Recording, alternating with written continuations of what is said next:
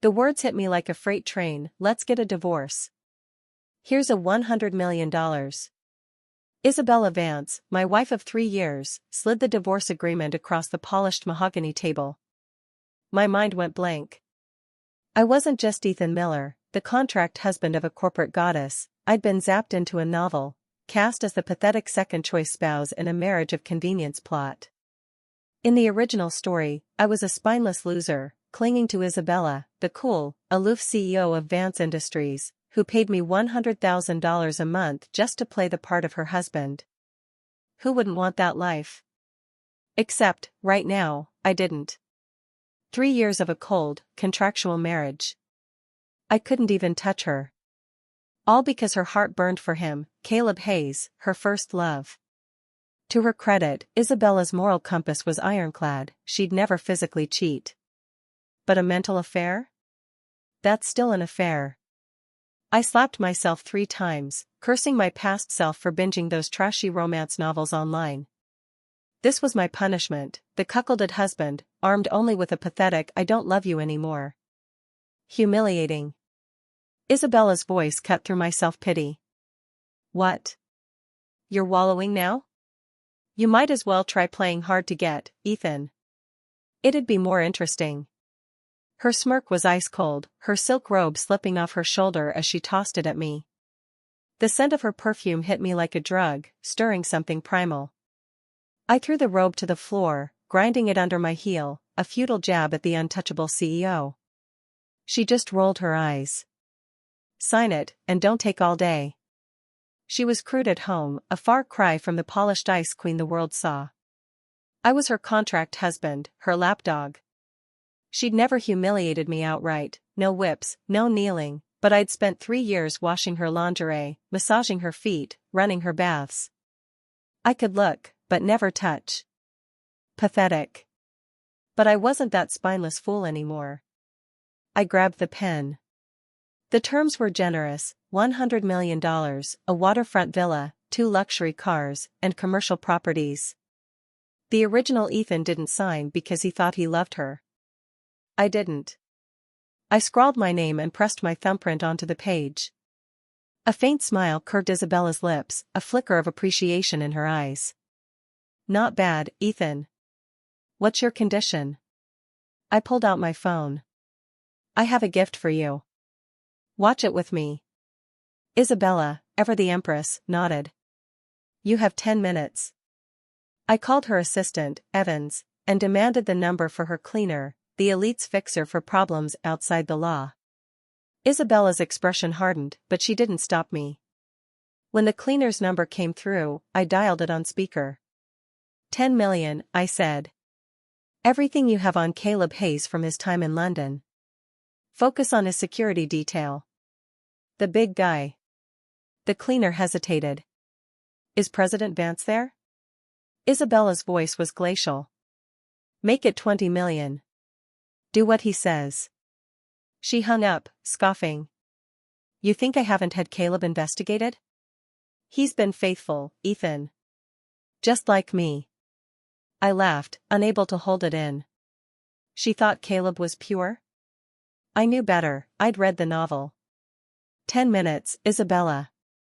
You're in for a treat. 10 minutes later, the phone rang while I massaged Isabella's feet, a $500,000 job, as she'd jokingly offered. The cleaner's voice came through, video or live feed? Isabella, unfazed, added, 10 million for the feed. A WhatsApp link arrived. I accepted, and the video call connected. One glance, and my stomach lurched. I slapped the phone face down, instinctively shielding her. Isabella, this is graphic. It'll scar you for life. She snatched the phone, her eyes locking onto the screen. A dimly lit room in London. 2 figures on a bed, one pale, one dark, entwined in a way that left no doubt. The feed, shot secretly through blinds, was grainy but unmistakable. Isabella recognized Caleb immediately. Her hand clenched the phone, plastic creaking. She kept watching, frozen, as I taunted her. Is this your great love? Completely faithful, huh? You checked the women, but not the men. Your golden boy has a boyfriend, Isabella. For 3 minutes, she didn't react. Then, her voice came, raw and shredded, Ethan, help me. She was paralyzed with shock, her body locked. I pried the phone from her grip, ended the call, saved a clip to my private iCloud, and wiped the tracks. Then I helped her to the bed, resuming the massage to loosen her limbs. She vomited suddenly, covering me head to toe. Perfect aim. Isabella Vance, the untouchable CEO, was crying. I ran a bath, peeled off her soiled clothes, and carried her to the tub. I showered in front of her, her first time seeing me naked. Her eyes, vacant, traced my body. I cleaned the room, washed her, and tucked her into bed. She was asleep before I left, slipping out like a ghost with 2 suitcases of tailored suits, watches, and shoes, gifts from her. The $100 million in properties would come later. Evans would handle it. I moved to a modest 3-bedroom apartment I'd bought with savings, 15 miles from Isabella's villa. Her pride would keep her away. Logically, I should have fled Miami, but her lingering influence offered protection. I slept like a rock, woke at 10 a.m., and found dozens of missed calls from Chloe Foster, Isabella's fierce best friend. Not one from Isabella. Of course, the heartless woman. Chloe found me, a pint-sized hurricane. Ethan Miller, you useless piece of crap. What did you do to Isabella? She pummeled me, each punch worth $10,000 by her estimate. I told her about the live stream, recreating the scene with action figures. Chloe bolted to the bathroom, retching. Another victim. She dragged me to the hospital, where Isabella lay like a broken doll, unable to eat, racked by fever.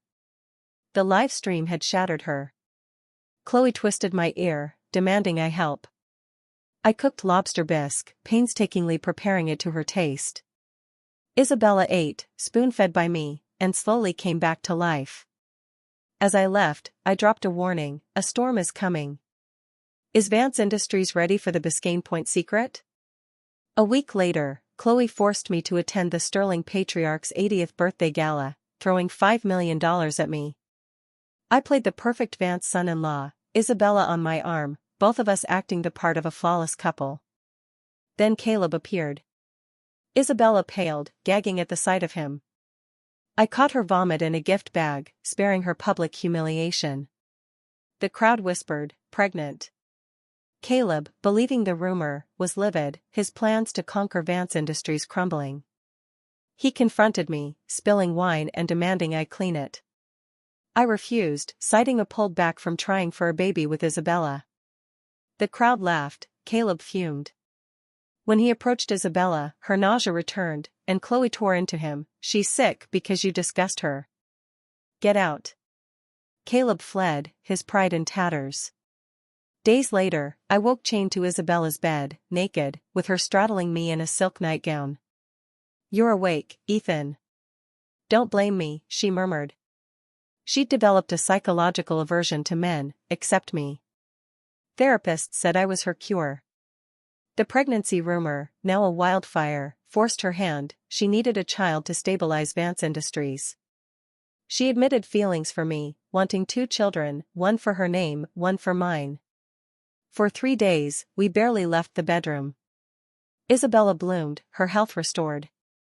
I emerged exhausted but resumed my new career as a TikTok influencer, plagiarizing hit songs from my original world. The royalties poured in. I was free from Isabella's shadow.